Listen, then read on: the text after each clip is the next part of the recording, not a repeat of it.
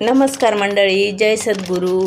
उपास म्हटल्यावर आपल्याला साबुदाणा खायचा कंटाळाच येतो. त्यासाठी आपण राजगिराचे पराठे करूया. त्यासाठी मी राजगिराचं पीठ घेतलं, चवीपुरता मीठ टाकलं, थोडेसे जिरं टाकलं आणि हे थोडं थोडं पाणी टाकून असं पीठ मळून घेणार आहे. हे बघा, जितकं पाणी लागेल तेवढं थोडं थोडं टाकायचं. आणि इथं मी आता थोडंसं तूप लावून मस्त छोटे छोटे गोळे तयार करून घेणार आहे. हे बघा, 2 छोटे छोटे गोळे आपण तयार केले. आता मी लाटून घेणार आहे. थोडंसं पीठ टाकून आणि इथे मी लाटून घेणार आहे. हे बघा. आणि उपासाला साबुदाणा खायचा कंटाळा येतो म्हणून आपण असे हे मस्त राजगिऱ्याचे पराठे बनवले. त्यासोबत दही, मिरची आणि खूप छान लागतात.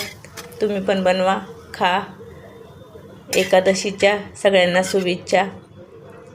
चला मग.